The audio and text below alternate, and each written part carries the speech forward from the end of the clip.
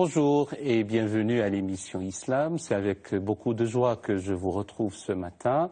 Aujourd'hui, dans notre série Lumière d'Islam, nous allons parler d'une grande figure, d'un empereur, Mansa Moussa. Et pour pouvoir évoquer cette grande figure, j'ai plaisir à vous présenter le professeur Ahmed Djebar. Bienvenue. Merci de nous faire l'amitié de venir. Vous êtes, je le rappelle pour nos chers amis téléspectateurs, professeur émérite à l'université Lille 1 et vous êtes aussi chercheur, historien des sciences, conférencier. À vos côtés, il y a Marc Moyon. Bonjour, Marc Moyon, et vous êtes maître de conférence à l'université de Limoges. Vous êtes un fin connaisseur et un spécialiste de la circulation des idées, notamment de l'Afrique subsaharienne vers l'Europe, et vous êtes aussi historien des sciences. Alors avant de poursuivre ensemble pour évoquer la trajectoire de vie du roi Mansa Moussa, Kanga Mansa Moussa, je vous convie donc à regarder ce sujet intitulé Le lion du Mali, le roi Kanga Moussa. C'est un sujet signé Mariannick Leguerne. Je m'appelle Kanga Mansa Moussa, 10e empereur du Mali. Il est admis que je suis né vers 1280 et que j'ai régné de 1312 à 1332. Selon Ibn Khaldoun, qui a retracé ma généalogie dans son Histoire des Arabes et des Berbères du Maghreb, j'appartiens à la famille Keïta, les fondateurs de l'empire mandingue du Mali. Comme mon père, comme mon grand-père, j'étais un homme très pieux. Sur l'Atlas catalan, dessiné vers 1375, je suis représenté une pépite d'or à la main. On a dit de moi que j'étais l'homme le plus riche de tous les temps. Le fleuve Niger transportait le produit des mines d'or et de cuivre que recelait mon empire.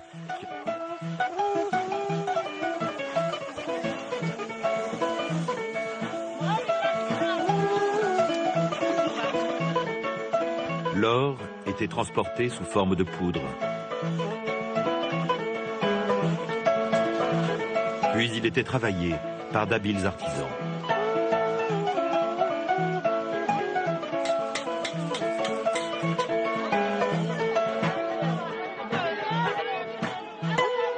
En 1324, je décidai de faire le grand pèlerinage vers la Mecque. Le faste avec lequel je l'ai organisé est resté dans toutes les mémoires. C'est avec une suite de 60 000 hommes, 12 000 esclaves, 80 dromadaires chargés de poudre d'or que j'ai entrepris ce long périple de Niani vers la Mecque et Médine en passant par le Maghreb. On a dit que je bâtissais une mosquée chaque vendredi, là où nous nous arrêtions. Ibn Khaldoun a raconté l'émoi suscité par ma prodigalité, mais pour moi, cette générosité était une obligation religieuse. Cet afflux d'or sur mon passage provoqua paradoxalement une crise économique majeure autour de la Méditerranée. Au Caire en particulier, où j'établis des relations avec le sultan mamelouk. Je rentrai au Mali en 1325. Avec la reprise de Gao au Songhai, je portais l'empire à son apogée. On me surnomma le lion du Mali.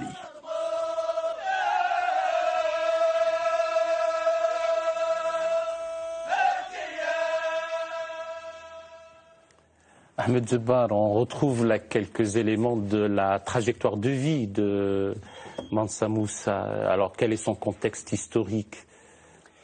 D'abord, je voulais faire une remarque qui est que c'est un joli petit clip vidéo et qu'il faudrait juste dire avec prudence que toutes les dates qu'on donne en général et tous les chiffres qu'on donne en général, eh bien, sont provisoires. Et prendre avec prudence. Prendre avec prudence, et qu'il faut prendre, disons, des estimations, et c'est largement suffisant d'ailleurs pour comprendre l'importance de ce personnage et de son œuvre. Alors, pour revenir à votre question, et puis une deuxième remarque qui est que, en fait, pour bien montrer l'importance de ce personnage, j'ai pris la liste des pays actuels, des États actuels, qui ont fait partie du Mali. Et d'ailleurs, ça nous permettrait peut-être de faire à la fin une remarque importante. Ah ben nous y reviendrons. Il y a, en plus du Mali, bien sûr, il y a le Burkina Faso. L'actuel Burkina Faso. Oui, absolument, l'actuel Burkina Faso. Le Sénégal, totalement ou presque. La Gambie, la Guinée-Bissau. Le Ghana. Une partie du Ghana, une partie de la Mauritanie et une partie de la Côte d'Ivoire. Pourquoi c'est important de dire aussi la Côte d'Ivoire aussi? Parce qu'il y a ce qu'on appelle la partie de la zone des forêts, par opposition à la zone du Sahel et du désert et de la boucle du Niger. Voilà. Là, c'est plutôt la géographie. Maintenant, voilà. C'est l'histoire. Alors l'histoire, c'est les gens, les téléspectateurs peuvent se demander mais pourquoi brusquement un empire qui apparaît? Ben, il n'apparaît pas brusquement. En fait, c'est un long processus qui est un double processus. Le premier qui naît à partir de l'islamisation du nord de l'Afrique, avec ses prolongements subsahariens, qui vont commencer, eux, à partir du 8e siècle, où des citoyens des villes-États du Nord, comme la ville de Taert, comme le royaume idrisside, etc., le petit royaume de Tlemcen qui ne va pas durer, qui vont ouvrir des routes commerciales. En État Fès. Voilà, voilà, très bien. Et donc on va ouvrir des routes commerciales ou redynamiser, réactiver les routes commerciales. C'est un long processus qui va aboutir à une islamisation pacifique par les marchands.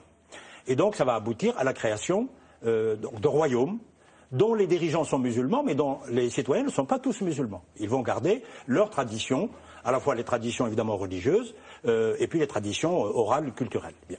Et puis ensuite, avant cela, il y a eu des traditions, des créations de royaumes et d'empires. Il y a l'empire du Ghana, qui va être le premier empire très puissant, qui lui n'est pas dirigé au nom de l'islam, mais qui va avoir des relations très importantes avec l'islam subsaharien et l'islam du Nord.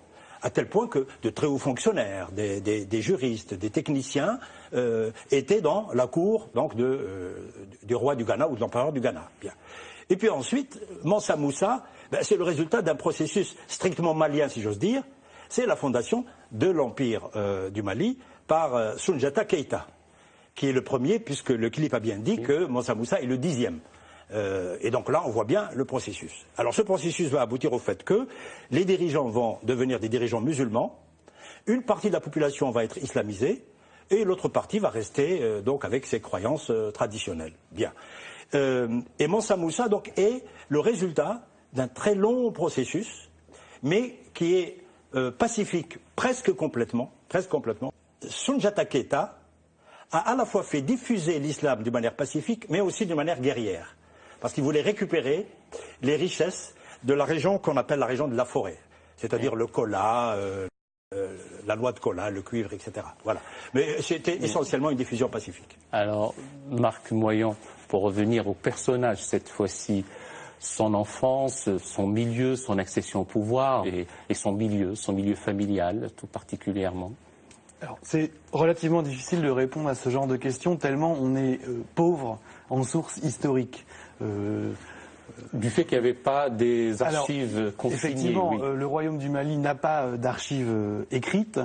Donc on est là en train de travailler avec trois types finalement de traditions. Une tradition écrite, mais qui nous est parvenue par les auteurs arabes.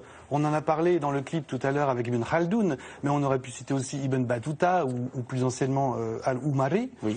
Et puis on a une deuxième tradition qui est une tradition orale, qui est la tradition locale que certains voyageurs ont pu récupérer, où on a des traces de cette tradition orale. Et puis la troisième tradition qui est importante à mentionner ici, qui est la tradition avec laquelle les chercheurs travaillent encore aujourd'hui, qui est la tradition archéologique, c'est-à-dire qu'effectivement on découvre dans les travaux archéologiques des éléments de vie, des éléments du contexte historique qui viennent corroborer finalement certaines hypothèses ou certains faits relatés par les grands voyageurs et les écrits arabes de l'époque. Alors, il y a une tradition pour l'accession au pouvoir, c'est qu'on accompagne à la Mecque celui qu'on va investir. Ça s'est passé comme ça avec lui? Alors, la manière dont on accède au pouvoir dans ce royaume du Mali est relativement peu connue. En tout cas, on a certains éléments, notamment pour Mansa Moussa. On sait qu'il succède à son frère. Et puis, il part donc à la Mecque, via le Caire, on y reviendra tout à l'heure, je pense. Et il me semble qu'à ce moment-là, il nomme au royaume du Mali quelqu'un qui prendra les faits et gestes de l'empereur, du roi des rois, Manga. Et donc il ne l'accompagne pas à la Mecque avec lui, il reste au Mali pour gérer le royaume. Et dans la tradition, c'est cette personne-là qui est désignée au moment du pèlerinage qui prendra la succession le moment voulu. Et ça s'est passé comme ça avec son père en ce qui le concerne, lui. Oui, tout à fait. En fait, il ne faisait que suivre une tradition et que, en fait, la succession par le fils était exceptionnelle. C'est la succession par le frère qui est une tradition africaine, de l'Afrique subsaharienne. Beaucoup de téléspectateurs ne le savent pas. Bien. Le pouvoir était donc, vécu à la fois d'une manière musulmane et d'une manière traditionnelle africaine. Et il n'y avait pas de contradiction dans cette manière de gérer la population. Par exemple, même dans le protocole de Mansa Moussa, évidemment de ses prédécesseurs, il y avait la tradition très stricte par exemple, il avait l'équivalent d'un premier ministre, il avait l'équivalent des préfets, des gouverneurs. Dans les provinces, oui. Absolument. Et la capitale était où finalement? C'est Niani. Mais Niani, on a jusqu'à maintenant, les chercheurs discutent de son emplacement. Il y a plusieurs hypothèses, et toujours est-il qu'elle a dû exister, peut-être qu'il y a eu plusieurs Niani, enfin bref, c'est vraiment un peu compliqué. Donc pour revenir à la manière de gérer, il y a cette manière de gérer qui est tout à fait musulmane, parce que quand même c'est un empereur musulman, et qui détient aussi sa légitimité par cette spécificité de l'islam qui s'accroche à une très grande civilisation et à une grande religion monothéiste, auprès de ses sujets. Oui. Et puis, son pouvoir, il le détient aussi de cette tradition profonde qui est concrétisée par la présence des griots, par la présence de cérémonies. Marc Moyon, vous avez évoqué vous-même ce pèlerinage, ce voyage. D'ailleurs, si vous pouviez nous donner ces différentes étapes et puis des choses particulières, relatives, inhérentes à ce voyage et ce pèlerinage. Voilà, alors l'étape inévitable qu'il faut absolument retenir, si le téléspectateur veut retenir quelque chose de ce pèlerinage, et finalement de Mansa Moussa, c'est probablement donc son départ pour la Mecque en 1324 ou aux alentours, et il s'arrête donc au Caire. Alors, dans le petit reportage, on donne beaucoup de chiffres sur le nombre de soldats qui l'entourent, sur le considérable. Bon, une suite considérable. On raconte que, effectivement, quand il part pour le pèlerinage, sa caravane ouvre les portes de Tombouctou, alors que lui-même n'a pas quitté sa capitale de Niani. Alors même si on ne sait pas exactement où est Niani, c'est pour donner l'idée générale que c'est une caravane immense qui transporte énormément de richesses, des serviteurs, des soldats, puisqu'il faut en assurer effectivement la sécurité. Il amène avec lui aussi sa concubine, sa préférée, ce qui est assez exceptionnel. Et puis donc il arrive au Caire avec une quantité d'or, dit-on, inouïe. Il est généreux. Musulman pieux, il pratique l'aumône sans limite, et c'est de là que vient ce fameux krach boursier, ou premier krach boursier du bassin méditerranéen, où il dévalue finalement le marché de l'or au Caire, tellement il achète dans les souks du Caire, tellement il distribue son or sous forme de poudre, puisque le Mali ne frappait pas de monnaie ou ne connaissait pas la monnaie. Donc voilà, c'est à ce moment-là qu'il achète notamment aussi énormément de livres rédigés en arabe. Ahmed Djebar, quels sont ces liens notamment et ces rencontres avec le sultan mamelouk, Qalaoun?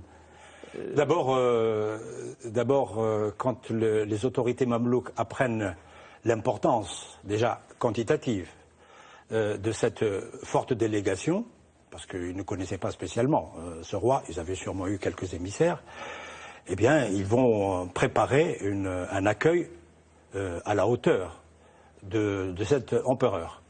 Et donc, il va être reçu avec un protocole très strict et avec beaucoup de chaleur. D'abord parce que c'est un musulman, ça c'est très très important, et ensuite parce que c'est un empereur reconnu par les siens.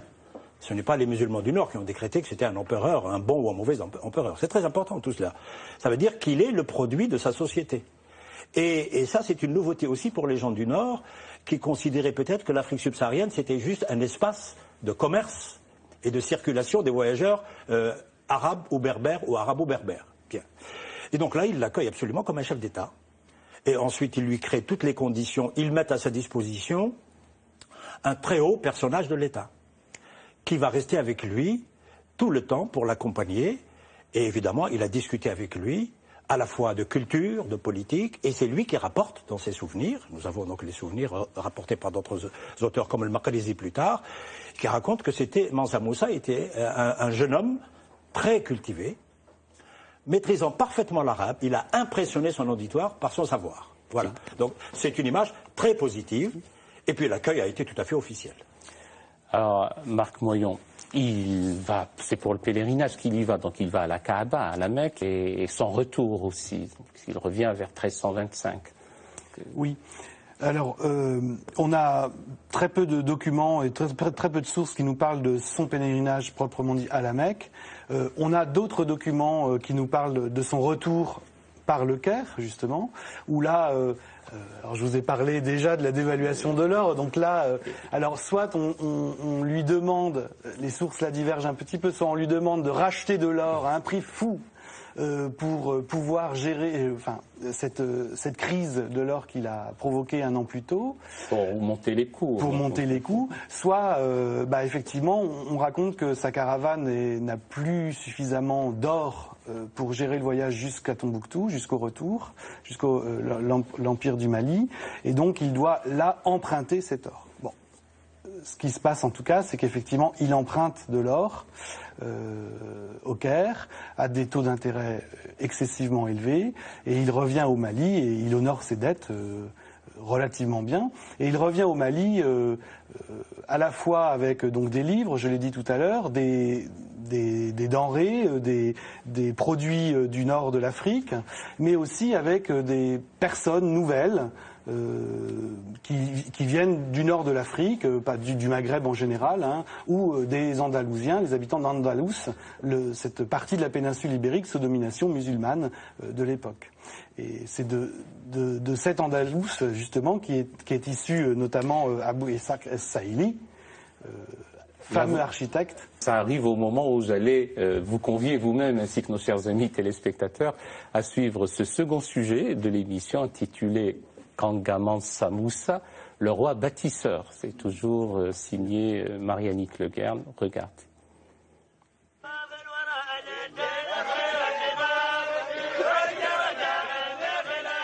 À mon retour du pèlerinage à la Mecque, moi, Mansa Moussa, en homme pieux, j'ai voulu laisser à mon peuple des monuments à la gloire de Dieu.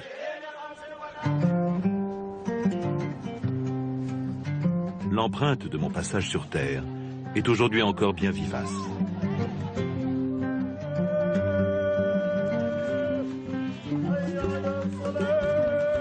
À Tombouctou, situé au carrefour des voies caravanières et du fleuve Niger, j'ai fait construire la grande mosquée de Djingareyber.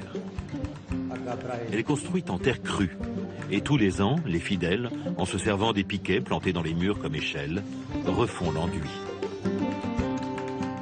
Ibn Khaldoun précise que je me suis entouré des meilleurs architectes de l'époque. Ainsi, le talentueux Abou Ishaq al-Saheli, formé en Andalousie, m'aidait à réaliser ces projets grandioses. J'ai aussi construit l'université mosquée de Sankoré à Tombouctou, à la médersa de Djenné ou à celle de Ségou. J'ai enrichi nos bibliothèques de manuscrits et j'ai encouragé nos savants à en rédiger de nouveaux. J'ai établi des relations diplomatiques avec le Portugal, la Sicile, l'Égypte et surtout le Maghreb. Par de somptueux présents, je faisais découvrir au monde les merveilles qu'on pouvait trouver dans mon pays. Les marchands, attirés par les richesses de mon empire, venaient du Maghreb, mais aussi de Venise, de Gênes ou de Grenade, établissant entre nos nations des échanges culturels aussi bien que commerciaux. Même un personnage de roman, le fameux Pantagruel de Rabelais, fera un voyage dans ce pays que j'avais rendu mythique. Ahmed Djebbal, l'homme est d'une grande culture et d'un grand savoir, il est très riche, il construit des mosquées, des universités, des madrasas, donc c'est un bâtisseur. Oui, absolument, c'est un bâtisseur, et puis il le fait par décision à la fois culturelle et politique. Et politique parce que il veut que son empire ne soit pas seulement un carrefour des produits commerciaux, un carrefour des marchands. Il veut que son empire atteigne ce niveau qu'ont atteint les autres régions de l'empire musulman, qui est la pratique scientifique, au sens large du terme. La production culturelle, la production scientifique, la production religieuse, au sens de l'écrit. Et donc, il va encourager le développement de l'enseignement de l'arabe. Bon, je voulais juste corriger un peu pour ne pas faire d'anachronisme, il n'a pas construit des universités. Nous les appelons des madrasas. Le mot est technique parce que le modèle a été créé à la fin du XIe siècle par les Seldjoukides à Bagdad. Bien, par les Nizamiya. Oui. Et là, ce sont donc des collèges supérieurs. Ça n'enlève rien à leur valeur. Mais ce sont des collèges supérieurs où on va enseigner à la fois des sciences religieuses et des sciences profanes. Contrairement aux mosquées où on peut les réserver uniquement aux sciences religieuses. C'est cette dimension qui est importante. Or, il a vite remarqué que cette dimension manquait. Et donc, il a pris une initiative sur le plan culturel qui est très très importante. Donc ce sont des madrasas qui vont être les lieux où vont d'abord être attirées les productions culturelles, scientifiques, religieuses, essentiellement d'ailleurs du Maghreb, à cause des routes commerciales ou grâce aux routes commerciales, et surtout, cela va susciter l'apparition d'une tradition locale et régionale de production culturelle, scientifique et religieuse. Et ça, c'est la dimension la plus importante qu'on mettra au crédit de Mansa Moussa. Marc Moyon, quand vous évoquez sa rencontre avec Abou Ishaq Sahili, l'architecte, alors comment l'a-t-il fait venir et comment a-t-il fait venir d'autres enseignants, d'autres savants, d'autres architectes? Alors, ce serait reconstruire l'histoire peut-être que de dire exactement comment il les a rencontrés et surtout comment il les a fait venir. Je pense qu'il a voulu que son royaume, l'Empire du Mali, se dote de grandes structures d'enseignement liées à l'islam, mais pas seulement, puisqu'on a vu avec le professeur Djebbar la notion de science profane. On y reviendra peut-être tout à l'heure. Et du coup, dans cette grande caravane qui revenait de la Mecque, il a rencontré des gens, il a su s'entourer d'érudits, s'entourer de livres, s'entourer de curieux du texte, le Coran, ou de théologie, mais aussi de sciences liées à la gestion de la cité. Alors pour les mathématiques ou pour l'astronomie par exemple, la création de calendriers lunaires ou le calcul de la détermination de la Qibla, etc., etc. Qui est l'orientation pour la prière. Voilà. Ça, je le dis pour les téléspectateurs. Oui, merci. Et donc effectivement, le Mali, il faut bien voir qu'à son retour du pèlerinage, a une existence propre maintenant dans le bassin méditerranéen. Alors qu'avant Mansa Moussa, peut-être qu'on ignorait même l'existence d'un tel espace, d'un tel territoire. Après son pèlerinage, d'abord Mansa Moussa est connu et puis son royaume est connu. La conséquence, ça va être de voir apparaître, et on l'a vu dans le premier clip vidéo tout à l'heure, de voir apparaître le royaume du Mali et Mansa Moussa sur l'Atlas catalan réalisé à la fin du XIVe siècle. Et donc, comme tel un aimant, le royaume du Mali va réussir aussi à attirer les gens curieux de sciences, de théologie, et puis, effectivement, vous l'avez dit, roi bâtisseur, c'est un pays qui finalement ouvre ses portes. Ce royaume devient le lieu à la fois du savoir et du rayonnement culturel. Et quels sont les liens, les relations avec notamment les royaumes européens? Les premières indications qui nous parviennent, c'est que les Portugais vont très vite être intéressés par cette région. Pas tellement pour le bien d'ailleurs de l'Empire et de la région. Mais sinon, les relations les plus importantes que nous connaissons, ce sont les relations avec le nord de l'Afrique, avec le Maghreb. Alors, quel est l'héritage qu'on pourrait mettre à son actif et qu'on pourrait mettre en exergue maintenant du royaume ou de l'empire de Mansa Moussa? Alors, en ce qui me concerne, en étant historien des mathématiques, ce qui, moi, m'a fait intéresser à ce royaume du Mali et ce qui, je pense, peut intéresser les téléspectateurs, c'est justement cette mosquée Sankoré qui deviendra madrasa collège supérieur, hein, où on enseigne à la fois les sciences religieuses et les sciences profanes, où effectivement aujourd'hui, et on l'a vu ces derniers mois, ces dernières années, il y a un mythe autour de Tombouctou et autour de cette mosquée Sankoré, mosquée madrasa, et ces milliers de manuscrits. On raconte que dans cette madrasa, il y a pu avoir jusqu'à 25 000 étudiants, et sa bibliothèque était l'une des plus riches de l'Afrique, avec peut-être jusqu'à 700 000 manuscrits. C'est un lieu grandiose, d'un haut niveau scientifique et culturel. Ahmed Jabbar, qu'est-ce qu'il y a lieu de retenir? Quelle reconnaissance attend ou peut-on avoir pour Mansa Moussa maintenant? De quoi jouit-il auprès, disons, de nos contemporains? Beaucoup de nos contemporains, malheureusement, retiennent uniquement l'image du faste. Et de l'homme riche. De l'homme riche. Il y a aussi l'homme pieux, le médiateur très important de la diffusion pacifique, éclairée de l'islam maghrébin, qui va devenir aussi un islam subsaharien avec ses spécificités. Il est aussi l'initiateur, après évidemment la phase de démarrage à partir du XIe siècle en particulier, vraiment le vrai initiateur d'une tradition scientifique qui va être représentée par des pôles scientifiques. Le CLIP a donné 3 noms très importants. Et le CLIP a dit les choses qui sont reconnues par les spécialistes. Oui. Il y a Tombouctou, il y a Djenné et il y a Ségou. Et donc ces 3 villes, ce n'est pas par hasard que c'est à partir de la dynamique, la nouvelle dynamique de Mansa Moussa, qu'elles vont devenir et rester pendant longtemps jusqu'à la période de la colonisation, pour Ségou en particulier Tombouctou, qui vont devenir, en plus de centres religieux, des centres de production et de diffusion du savoir dans toutes ses dimensions telles que ce savoir a été connu et produit en pays d'islam. Et cette dimension, c'est Mansa Moussa qui la représente historiquement. Merci beaucoup Marc Moyon d'être venu nous éclairer sur ce grand personnage, sur cette grande figure. Merci Ahmed Jabbar de nous avoir enseigné avec cet empire de Mansa Moussa. Avant de vous quitter, chers amis téléspectateurs, je vous présente les livres qui nous ont aidés à préparer cette émission et qui nous ont servi comme base de discussion ce matin. Eh bien, de vous deux, puisque vous avez collaboré à produire cet ouvrage « Les sciences arabes en Afrique », mathématiques et astronomie du 9e au 19e siècle, donc toujours en Afrique. Ahmed Jabbar et Marc Moyon aux éditions Grand Vaux.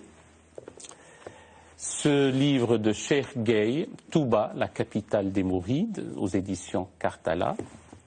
Et puis, bien entendu, le grand historien Ibn Khaldoun, le livre des exemples, avec son histoire des Arabes et des Berbères au Maghreb. Mais bien ce qui nous a intéressé aujourd'hui, c'est l'Afrique subsaharienne. Donc c'est aux éditions La Pléiade, chez Gallimard. Et puis le dictionnaire historique de l'islam de Janine et Dominique Sourdel aux presses universitaires de France. Chers amis, merci de nous avoir suivis aussi fidèlement. Avant de vous quitter, je vous donne rendez-vous dimanche prochain pour découvrir un autre grand personnage. Et d'ici là, je vous souhaite déjà un bon dimanche et une excellente semaine. À très bientôt sur France 2. Allahumma salli wa sallim